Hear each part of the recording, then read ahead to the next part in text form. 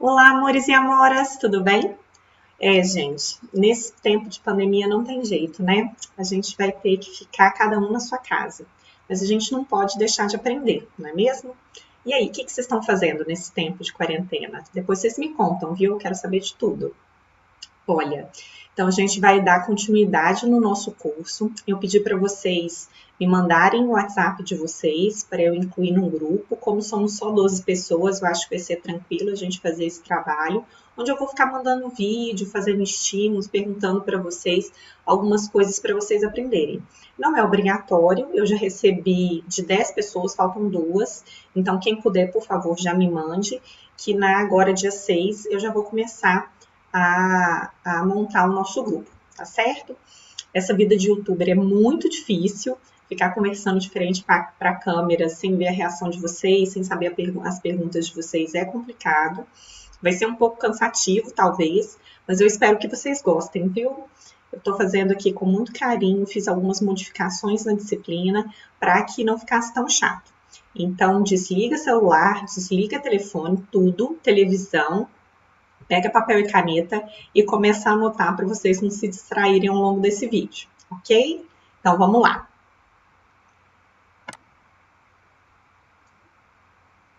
Vou ficar aqui no cantinho da tela. Então vamos lá, gente.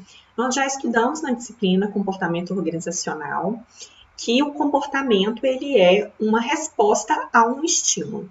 Dentro de comportamento organizacional, a gente já viu que nós podemos estudar a nível do indivíduo, a nível do grupo e a nível da organização. Então, começando agora a nível do indivíduo, um dos nossos temas vai ser a motivação. Então, aqui eu vou trabalhar com vocês motivação e eu quero saber o que é motivação para vocês? Primeira perguntinha que é para colocar aqui no slide, colocar no comentário do vídeo do YouTube. O que é motivação? Então, gente, como o próprio nome diz, a motivação ela é um motivo para uma ação. Então, o motivo pode ser uma necessidade, um interesse, um desejo, e a ação é esse comportamento orientado para um fim. Então, por exemplo, eu tenho a necessidade de passar nessa disciplina. Qual é a minha ação? Assistir a aula da disciplina para que, com o fim, com a intenção de ser aprovada nessa disciplina, não é mesmo? Ou vocês estão aqui porque vocês gostam? Como optativa, talvez, né? Mas, de qualquer forma, então, a gente pode voltar no exemplo. Eu tenho o interesse de aprender sobre comportamento organizacional, então eu tenho a ação de assistir essa videoaula, não é mesmo? Então, vocês estão motivados para a minha aula? Qual que é o conceito de motivação? Conjunto de forças que sustentam, regulam e orientam as ações de um organismo para um determinado fim. Então, vai ser uma necessidade, uma força que vai regular e orientar esse movimento, esse comportamento para um determinado fim. A gente também vai ver o conceito de motivação como um processo responsável pela intensidade, ou seja, o quanto que eu quero, o quanto que eu estou motivado, a direção para onde que eu vou levar a intensidade, a minha força, e a persistência, durante quanto tempo eu vou me esforçar para alcançar um determinado objetivo. Vamos dar um exemplo aqui. Eu quero muito passar em cálculo 1, né? Todos vocês aí têm cálculo 1. O quanto eu quero passar? Qual que é a minha intensidade? Muito. Para onde que eu vou levar essa minha intensidade, essa minha vontade? Para os estudos, porque já nos contaram que quando a gente estuda é mais fácil ser aprovada numa disciplina. Durante quanto tempo eu vou estudar para conseguir, né, esse meu fim, que é passar na disciplina de cálculo 1? Então, esses três grandes fatores vão orientar a minha motivação para um determinado fim. A gente vai ver ao longo da vida, né? Vocês vão reparar aí com os processos de motivação de vocês, que a motivação é uma coisa cíclica. Então, eu tenho uma necessidade, o meu comportamento para satisfazer essa necessidade, eu satisfaço ela ou não, a gente vai falar sobre isso. E, novamente, eu tenho uma outra necessidade. Vamos pensar sono. Todo mundo tem sono, né? Ainda mais nessa quarentena em casa, talvez tenha mais sono ainda. Qual é a minha necessidade? Dormir. Eu tenho a necessidade de descansar. Qual que é o meu comportamento? Ir para a cama, fechar o olho, dormir. Quando eu satisfaço eu acordo no outro dia, né, super satisfeita porque eu descansei, então eu satisfiz essa minha necessidade que era descansar. Só que o dia passa, o que que acontece? Estou insatisfeita de novo. Comida, a mesma coisa. Tô com fome, qual que é o meu comportamento? Ir na geladeira, ir no armário, pegar uma comidinha e satisfazer essa minha fome. Passa 1, 2, 3 horas no máximo, Juliana já está com fome de novo. Eu novamente tenho uma necessidade, que é a minha fome, vou comer, satisfaço a minha necessidade e a gente volta esse ciclo que sempre acontece com várias coisas. Dormir, se alimentar, autorrealização, a minha autoestima, enfim. A gente vai jogando nesse ciclo. Por quê, gente? Porque o ser humano ele é movido por insatisfação, não é assim? Então a gente estava lá no terceiro ano, durante a escola inteira, 10 anos, estudando horrores. Qual que era o nosso objetivo? Formar. Formou, estamos satisfeitos? Não. Queremos entrar na faculdade. Aí fazemos mais um ciclo, estudamos horrores, passar no vestibular, entrei no vestibular, passei no curso que eu queria. Estou satisfeito? Quero me formar. Aí vou, estudo bastante, faço vários projetos especiais, me dedico horrores. Estou satisfeito depois da formatura? Quero um bom emprego. E assim somos movidos por insatisfações. Este é o ser humano. Mas aí, Juliana, o que acontece se eu tiver um comportamento e aquele comportamento não satisfizer a minha necessidade? Eu preciso mover outros comportamentos. É isso que a gente fala. A gente não consegue ter um mesmo resultado, um resultado diferente, realizando sempre as mesmas ações. Então, eu tenho uma necessidade de dormir. Estou com sono, estou cansada. Qual que é o meu comportamento? Ir para balada. E aí eu chego e vejo que eu não satisfiz a minha vontade. Me diverti, brinquei, dancei, mas eu ainda estou cansado. Da próxima vez que eu tiver sono, vocês acham que eu vou para balada? Eu tenho que ter um outro comportamento que satisfaça essa minha necessidade. Vamos dar outro exemplo. Eu quero passar na disciplina.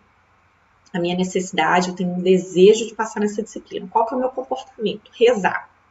Rezar, meditar, orar, me alongar, pedir para o cosmo me ajudar a passar na disciplina. Satisfiz? Aí eu não passei. Acontece, por acaso, de eu não passar na disciplina. O que eu começo a perceber? Que aquele comportamento não está conseguindo fazer com que eu chegue naquele fim. Logo, preciso mudar o meu comportamento para satisfazer a minha vontade. Então, o feedback vai ajudar muito isso. A gente vai ver na teoria de Skinner como que ele pensou sobre isso. E aí, gente, a gente vai perceber, as teorias vão ser desenvolvidas falando que a motivação ela possui forças internas e externas, que vão provocar esse entusiasmo e essa persistência das pessoas em seguir uma certa ação. Os fatores internos são características pessoais nossas, né? Então, interesses de aprendizagem, alguns nossos valores vão motivar algumas das nossas ações que precisam ser satisfeitas. Cada indivíduo tem a sua. Alguns fatores externos também, que são decorrentes do ambiente, vão fazer com que a gente repense sobre isso e que a nossa motivação seja, às vezes, um fator social, um fator imposto, um fator político, uma necessidade de pertencer a algum grupo. Ela não é intrínseca a gente, mas o meio ambiente faz com que a gente tenha determinadas motivações. A gente vai ver isso, por exemplo, em organizações, quando, por exemplo, o indivíduo ele não é muito competitivo, mas ele está num ambiente sempre competitivo, as pessoas, por exemplo, dentro da sala de aula, vamos dar outro exemplo, você nunca se preocupou com a nota dos outros, mas o tempo inteiro seus colegas estão te perguntando quanto você passou, quanto você tirou na prova, se você foi bem no trabalho, você começa a perceber que você é motivado por essas perguntas e você começa a perguntar para as pessoas quanto que ela tirou na prova, se ela foi bem no trabalho, se ela passou na disciplina. Então, o meio influenciou aí o seu comportamento. Também vamos ver teorias que falam sobre isso. Qual que foi o histórico da administração sobre motivação. Então, inicialmente, para quem fez administração vai saber do que eu estou falando, a gente tem a ideia, logo na administração científica, do homem econômico. Então, a teoria da administração inicialmente vai falar que o homem é só motivado por dinheiro. A única coisa que vai motivar o ser humano a trabalhar mais vai ser o dinheiro.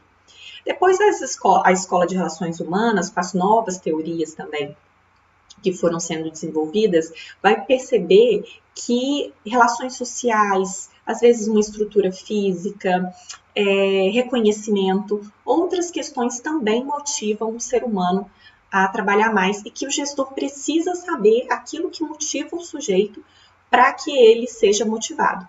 E aí, por fim, as abordagens agora de recursos humanos já falam, olha, as pessoas podem se motivar genuinamente, sem organização dar nada em troca, sem ela descobrir alguma coisa para controlar o ser humano, mas que as pessoas são genuínas e que elas querem contribuir sim com as organizações. Então, esse aí foi o percurso sobre os estudos de motivação.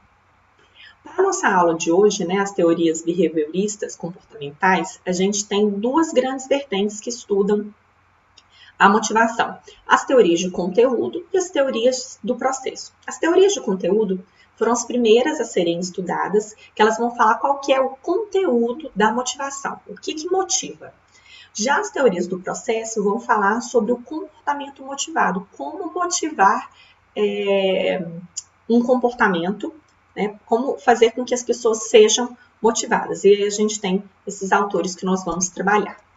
Então, primeiro, né, falando sobre a motivação com conteúdo, é a pirâmide de Maslow. Quem não conhece, gente, isso é vida, isso é conversa de boteco, para a gente falar, uma das mais conhecidas. E ele foi quem impulsionou a ideia de se estudar a motivação. Então, ele vai dizer, né, que a motivação ela está diretamente ligada a satisfação de uma necessidade. Então, a gente sempre é motivado. Lembra que eu falei que o ser humano ele é movido pela insatisfação? Então, que nós somos motivados pela necessidade de satisfazer alguma coisa nossa. E que essa necessidade é que impulsiona o nosso comportamento. Elas estão disponíveis, né, dispostas em hierarquias, numa ordem crescente. Elas devem ser satisfeitas segundo essa hierarquia, isso segundo o máximo, tá, gente? E que, assim, à medida que eu satisfaço uma necessidade, as necessidades básicas, eu vou subindo e satisfazendo outras necessidades. À medida que minha necessidade básica ela volta a ser uma necessidade, eu deixo de me preocupar com a necessidade de alta escala e desço para satisfazer essas minhas necessidades básicas. Então, ele vai dizer, né, que as necessidades básicas, elas têm um ciclo motivacional mais rápido, enquanto as mais elevadas requerem um ciclo motivacional extremamente longo. E que a privação da necessidade mais baixa, que foi isso que eu falei para vocês, faz com que as energias do indivíduo se desviem para a luta dessa satisfação. O que ele está querendo dizer com isso? Primeiro, que as satisfações mais básicas, a gente satisfaz ela rapidamente, mas a gente tem necessidade dela rapidamente. Como, por exemplo, a necessidade de comer, de dormir, de ter relações sexuais, né, impulsos sexuais, as fisiológicas são mais essas. Então, essas possuem ciclos mais rápidos e que, por exemplo, a de autoestima, de autorrealização, eu demoro muito para conseguir satisfazer. Mas quando eu chego no topo da autorrealização, ela demora mais para ser insatisfeita. Mas eu tô lá, Ju, super satisfeita, faço o que eu gosto, tô me sentindo, tá sensacional esse momento, mas eu tô com fome. Eu paro esse momento, vou lá me alimentar e volto neste ciclo de autorrealização. Como que isso aparece na imagem? Então, a gente tem aí, né, se alimentar, dormir, como as necessidades fisiológicas básicas, a de segurança, que é uma necessidade básica também, que está relacionado tanto à segurança de emprego, né, segurança de estabilidade, como a segurança física do local de trabalho, por exemplo. O nível social, né, que é o nível de estima, o nível social, que é o nível de relacionamentos, onde eu sou benquista pelo grupo, onde eu sou benquista pelo meu chefe, onde eu tenho relações sociais agradáveis, é o terceiro nível. O quarto nível é de estima, onde eu faço alguma coisa que eu acredito, que eu gosto, que eu me identifico. E autorrealização é assim, topo da pirâmide, estou realizada, está tudo muito bem, estou muito feliz. Só que aí a gente vai ver algumas coisinhas, né, com relação a isso que fez com que a teoria de Maslow caísse meio que em desuso, né. Então, necessidades fisiológicas, a gente tem respiração, alimentação, sono, sexo, pagamento de férias, remuneração, repouso, isso assim é o básico do básico para a gente viver. A de segurança é tanto proteção, estabilidade, como condições físicas, né, como eu já falei. A de afeto, que é associação, aceitação pelo grupo, sentimento de pertencer a um grupo, as necessidades de estima, né, a questão do status, autoconfiança, apreço, reconhecimento, possibilidade de promoção, tudo isso faz com que a pessoa acredite, né, que a necessidade de estima dela esteja sendo atendida.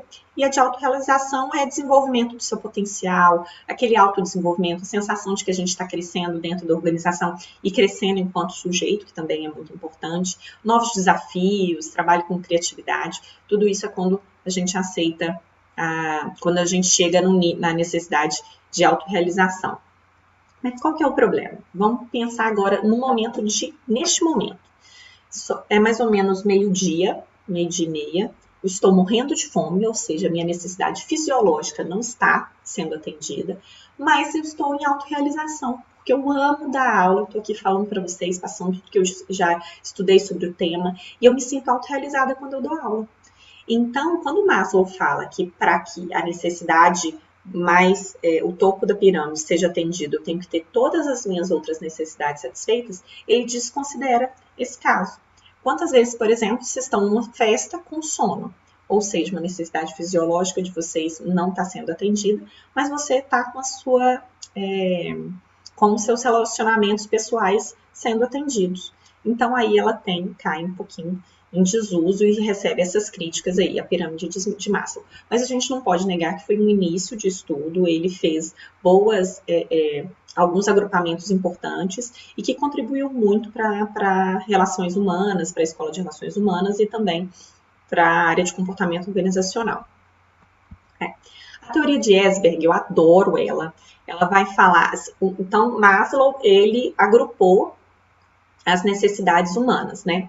O Esberg, ele vai fazer uma teoria que ele relaciona o ambiente externo do trabalho e o indivíduo, e ele não tem tanta a necessidade de categorizar aí níveis de satisfação. Ele vai falar que existem, né, por isso que chama a teoria dos dois fatores, ele vai falar que a motivação depende desses dois fatores. Um fator que ele chama de higiênico, que refere-se às condições que rodeiam o trabalho, mas não o trabalho em si. Então, por exemplo, estrutura física, salário, benefício, política da empresa. Então, vai falar do contexto de trabalho. Isso ele vai chamar de fatores higiênicos. Já os fatores motivacionais, eles são relacionados ao conteúdo do cargo, a tarefa que o sujeito executa. Então, o que isso vai nos falar, né? A gente vai ter como fatores higiênicos, né? A supervisão, relações interpessoais, a vida pessoal do sujeito, salário, status, que esses fatores motivacionais, esses fatores higiênicos, eles dão manutenção do sujeito dentro do trabalho, ou seja, pessoas que têm os fatores higiênicos, elas não estão insatisfeitas, mas se você perguntar, ela também não está satisfeita. Isso é, por exemplo, vocês podem ter pensado na vida de vocês, para quem, por exemplo, já mudou de curso, estava num curso, às vezes, numa engenharia, alguma coisa, tem muito status, que você vai ganhar muito dinheiro, você vai se dar muito bem na vida, mas a pessoa não estava feliz com aquele trabalho, com aquele estudo, enfim. E aí ela resolve sair, a pessoa fala, você é louco? Aí a pessoa fala assim, não é que eu estava completamente insatisfeito, mas só o fato de ganhar dinheiro, de ter um status na vida, de poder me dar bem numa carreira, não era o suficiente para eu me manter no curso. Ou, né, eu posso dar um exemplo pessoal, eu trabalhava, ganhava muito, só que eu não estava feliz com as minhas atividades. E isso me fez sair, apesar dos meus... Aí se você perguntasse, Juliana, você está infeliz, está insatisfeita? Eu falava, não, né, ganho bem, minha estrutura física é boa de trabalho, meu horário é legal, a política da empresa é muito bacana, minha relação com os colegas é muito bacana, mas você está satisfeita? Eu não gosto do que eu faço. Então, a gente vai ver que quando a empresa fica muito preocupada só com isso, com os fatores higiênicos, quer dar salário, quer aumentar a promoção, quer dar status para a pessoa, quer dar estrutura física, isso não vai deixar a pessoa motivada. Isso só não vai deixar a pessoa desmotivada. Já os fatores motivadores, que é efetivamente com isso que as organizações precisam se preocupar, que é a realização pessoal do indivíduo, o reconhecimento, a dar oportunidade de fazer trabalhos criativos, pensar na carreira dele como um todo, fazer uma progressão para esse sujeito, isso sim vai fazer com que a pessoa fique motivada. Aí, como a gente está numa aula virtual, estou botando muitas imagens aí. Então, a gente tem aí uma pessoa, né, que está com dinheiro, parece, né, tá bem sucedida, mas ele não está feliz, não está super motivado. Já uma outra pessoa que às vezes nem está ganhando tão bem, mas está fazendo várias atividades, está sendo criativa, está podendo se movimentar, contribuir, está sendo realizada, né, se identifica com a tarefa que ela está fazendo, ela está muito mais motivada do que o nosso primeiro caso. Então, a gente vai ter, né, os fatores higiênicos, pensando um pouco na teoria de Maslow, ele vai tratar só das questões básicas, das necessidades básicas do sujeito. A gente vai dizer que essa pessoa não está motivada, mas ela também não está desmotivada. Já os motivadores, ele vai estar envolvido com o cargo, com a atividade que aquela pessoa executa, e ele sim vai gerar satisfação. O Esberg, ele vai trazer uma ideia muito legal que eu queria que vocês pensassem, que é o seguinte: o contrário de motivação não é desmotivação, mas sim falta de motivação, como a gente consegue ver nessa figurinha. Então, se eu tenho os fatores higiênicos, se eu não tenho esses fatores higiênicos, eu estou insatisfeita. Se eu tenho esses fatores higiênicos, não significa que eu estou satisfeita. Eu só não estou insatisfeita. Já os fatores motivacionais, sim. Quando eu não os tenho, eu só não estou satisfeita. Já quando eu tenho, eu fico satisfeita. Isso é bem interessante, né? Passando aí para a teoria de McGregor. McGregor, ele vai se preocupar com a forma como o sujeito, como gestor, vê os seus empregados. Isso está muito relacionado também quando a gente vai passar da escola da administração científica para a escola de relações humanas. O que isso quer falar para a gente? Ele vai falar assim: olha, gestores, vocês podem ver o seu empregado como uma pessoa preguiçosa, irresponsável, que precisa ser coagida, controlada para entregar resultados, ou você pode ver o seu empregado como que ele vai chamar de teoria Y. Então, o primeiro ele considera como a teoria X e o segundo como a teoria Y, onde ele vai falar assim: olha, o ser humano é automotivado sim, ele é responsável, ele é ambicioso, ele é criativo, é competente, e você, gestor, precisa dar condições para que ele possa mostrar a sua criatividade, mostrar o seu desempenho, e aí você só vai dar a direção para ele como seguir. Então, o que o McGregor vai falar na teoria dele é que gestores, o seu estilo de gestão vai ser baseado em como você vê um empregado, e aí vocês vão ver, por exemplo, um professor, que é o gestor de uma disciplina. Tem professor que fica assim: aluno é preguiçoso, aluno não quer trabalhar, você tem que ficar dando prova para ele estudar, aluno não quer nada com nada. E já tem outros professores que falam assim: não, olha, os alunos estão aqui porque eles querem se desenvolver, eles querem se formar, eles querem aprender, então eu aqui vou dar os instrumentos para eles. Se eles vão fazer ou não, eu quero que eles mostrem a criatividade deles aí. E aí a gente dá outras ferramentas de avaliação, outras possibilidades. Então, a forma como o gestor vê o seu empregado é a forma de gerir. E aí o McGregor sugere que os gestores vejam seus empregados como Y, como a teoria Y. E vocês, quando forem gestores, como que vocês acham que é a melhor forma? Vocês acham que todo gestor tem que ver como Y? Vocês acham que toda pessoa é responsável, é ambiciosa, é criativa? A gente tem que pensar sobre isso. Tá. A teoria de McClean também é a minha terceira perguntinha. Então, a minha primeira perguntinha seria: o que é motivação? Vocês já sabem a resposta, mas é para colocar aqui. Minha segunda perguntinha, para vocês colocarem nos comentários do vídeo, é: se vocês acham que todas as pessoas podem ser, todos os gestores podem gerir baseada na teoria Y. E a minha terceira perguntinha é sobre McClean. McClelland vai falar que as motivações elas são aprendidas, elas são adquiridas culturalmente. Então, um bebê ele não tem a necessidade de autorrealização. Ele não acorda e fala assim, nossa, que vontade de ser amado. E isso é uma coisa que a gente vai, né, ou uma necessidade de ter segurança, de estar sempre protegido. Então, por exemplo, quando ele vê uma cobra, ele não fica assustado. Pode brincar com cobra, criança, né, o bebê ele não tem essa percepção, porque isso vai sendo culturalmente aprendido. Ele vai dizer também que as necessidades, elas não são permanentes nem fixas. Então, hoje eu tenho uma necessidade às vezes de estima, amanhã eu vou ter a necessidade de autorrealização, ou depois eu posso ter uma necessidade de ter dinheiro, depois ter uma necessidade de me vestir bem, depois uma necessidade de dormir bastante, depois uma necessidade de viajar. Ele vai falar que as necessidades elas são adquiridas baseadas em resultados de experiências, que elas são aprendidas e que essas necessidades é que impulsionam o nosso comportamento. Filozinha, por exemplo, estou com necessidade de abraçar minha filha, mas posso fazer isso agora? Não posso. Vamos continuar aqui na aula. Ele vai dizer que basicamente as pessoas elas possuem 3 necessidades. Todos nós temos essas 3, mas em níveis diferentes. Então ele vai falar que primeiro, né, uma das necessidades é a necessidade de realização. Então são pessoas que são muito movidas pelo desejo de realizar algo difícil, de alcançar altos padrões de desempenho, de sucesso, de dominar tarefas complexas, superar, ficar se auto-superando. Outras pessoas têm a maior necessidade de afiliação.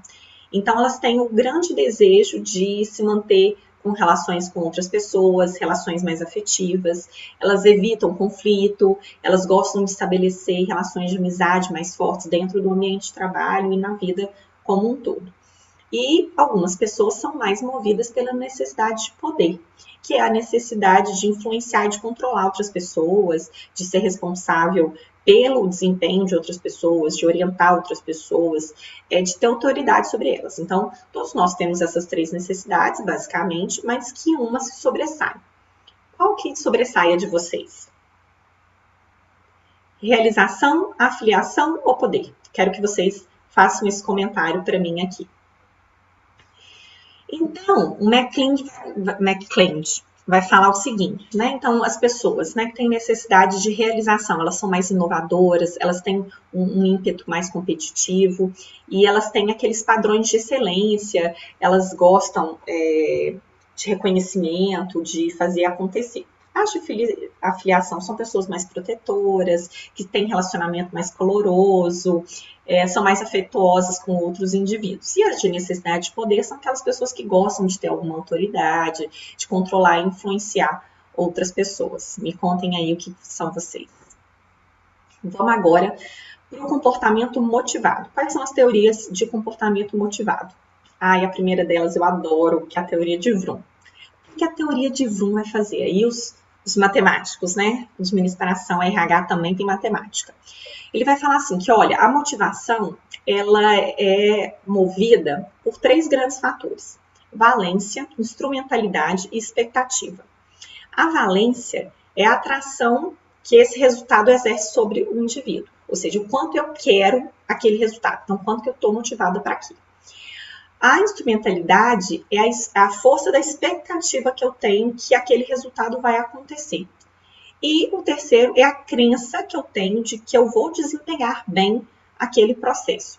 Então, ele vai partir também de alguns pressupostos. O primeiro, não existe princípio único e universal que explica a motivação de todas as pessoas. Então, que as expectativas são diferentes, a gente já sabe sobre isso.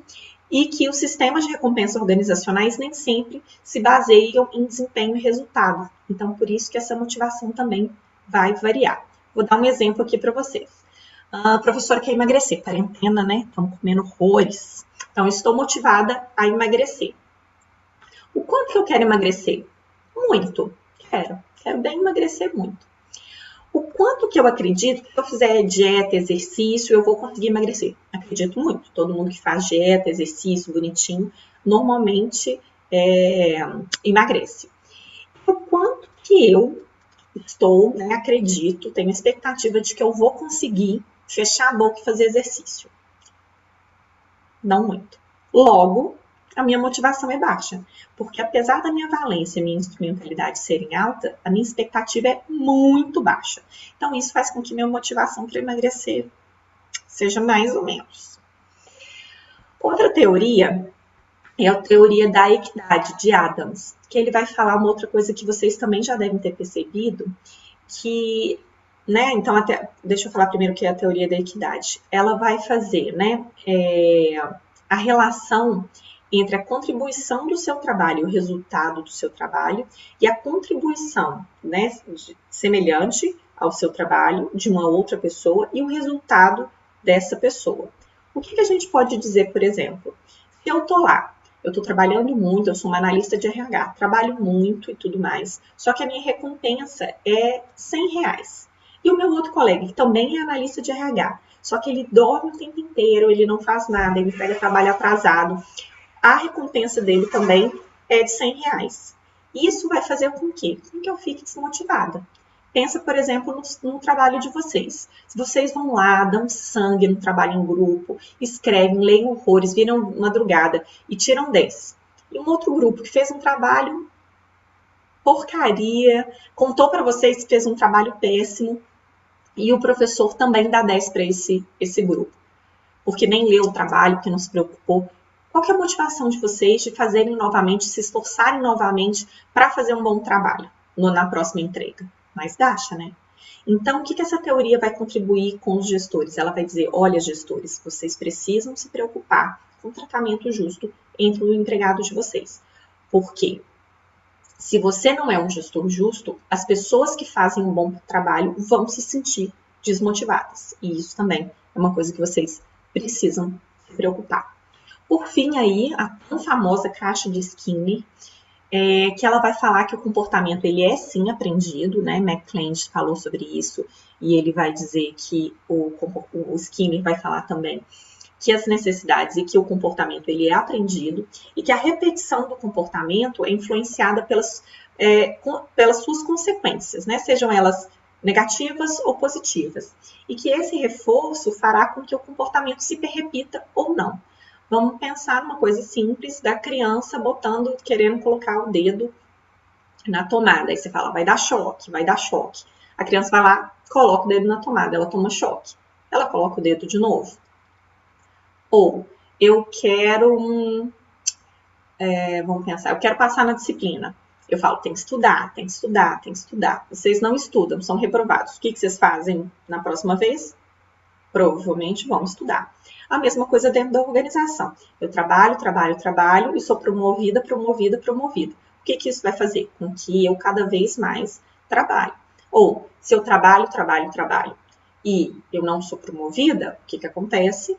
Eu paro de trabalhar, paro de me empenhar tanto. Então, ele vai falar que dentro das organizações a gente precisa se preocupar aí com esse fluxo.